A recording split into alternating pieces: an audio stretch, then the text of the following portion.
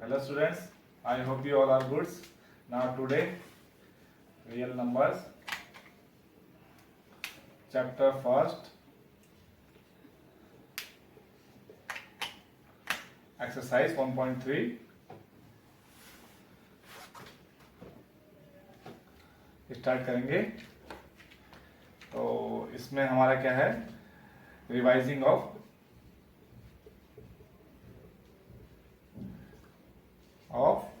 irrational number।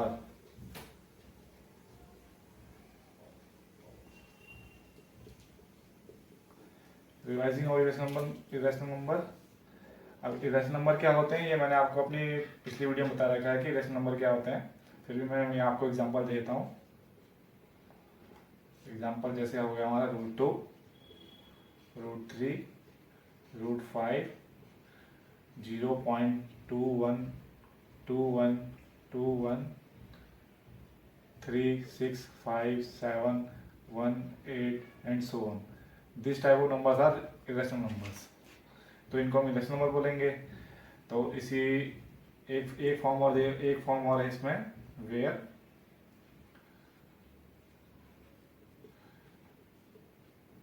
a and b are integers, a upon b, they cannot written in form of a upon b, where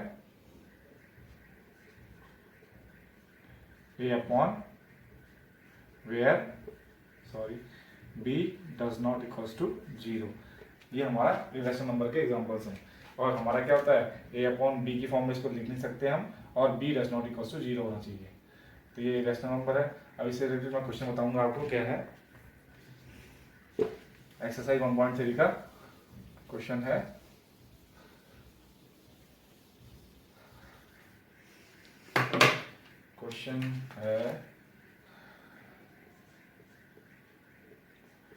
prove that √5 is irrational number. अब ये हमें prove करना है। तो इसके लिए हम क्या करेंगे, पहले हम क्या करते हैं कि √5 को हम रैशनल नंबर मान लेते हैं कि हमारा ये रैशनल नंबर है। Solution, let √5 is rational number.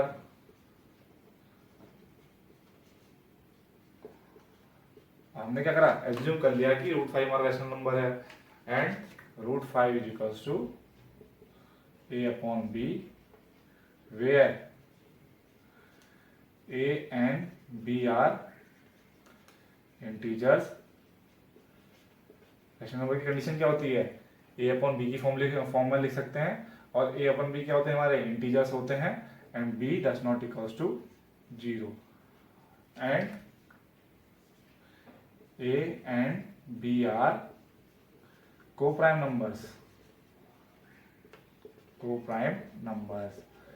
अब ये को-प्राइम नंबर्स क्या होते हैं, को-प्राइम नंबर हमारे ये होते हैं जो हमारे 1 से डिविजिबल हो जाए। जैसे हमारा हमने मान लिया 5 हो गया एंड 7 हो गया, ये खाली 1 से डिविजिबल हो सकते हैं, और 3 हो गया, और 5 हो गया, और 2 हो गया।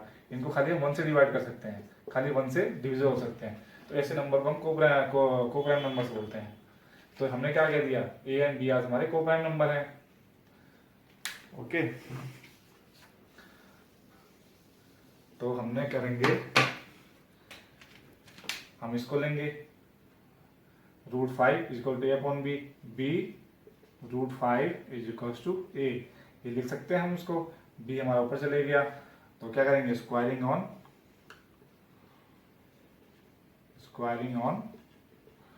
Both side, b √5 whole square is equal to a square. अब यहाँ क्या हो जाएगा, b square 5 is equal to a square. अब यहाँ से क्या मिला हमें, यहाँ से मिला हमें b square is equals to a square divide by 5। अब यहाँ से क्या मिला हमें कि ए स्क्वायर जो 5 से डिविजल हो रहा है, तो यहाँ के लिए क्या लिख देंगे हम लोग, ए square is divisible by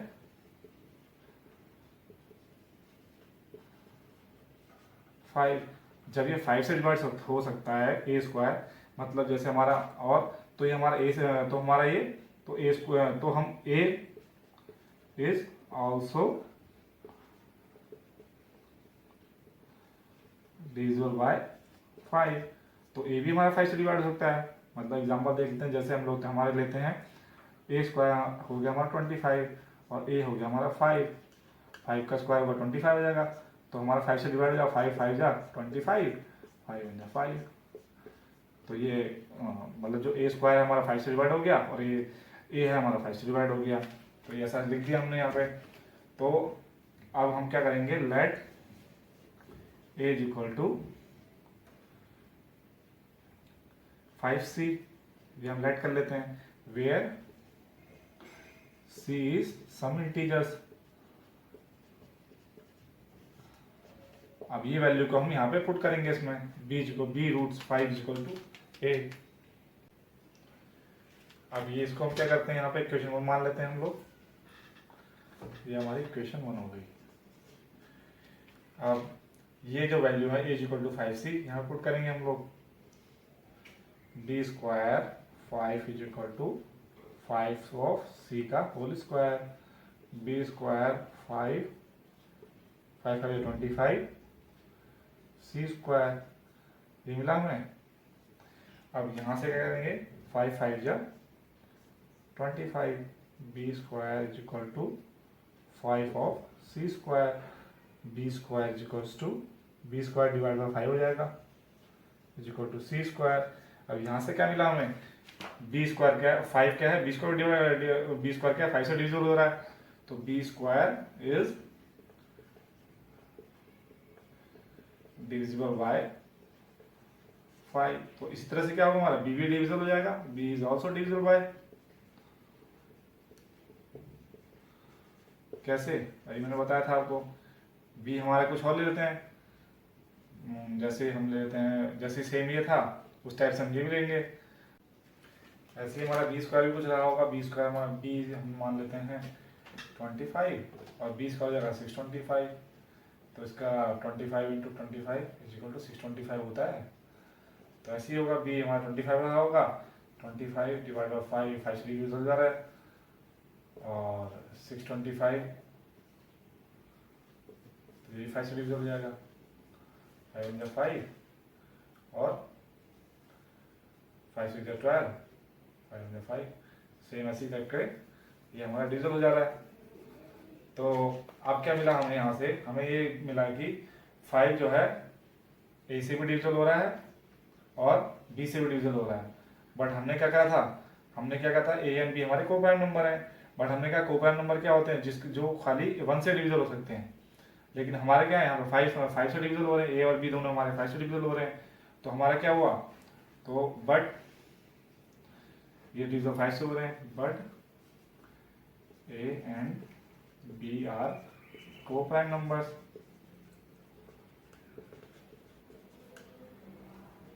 a and b are coprime numbers.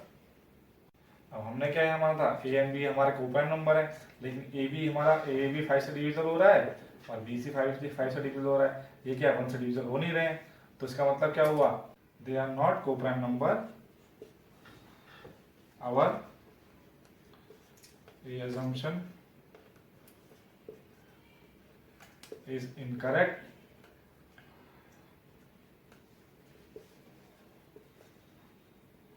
Root 5 is irrational number. Hence proved.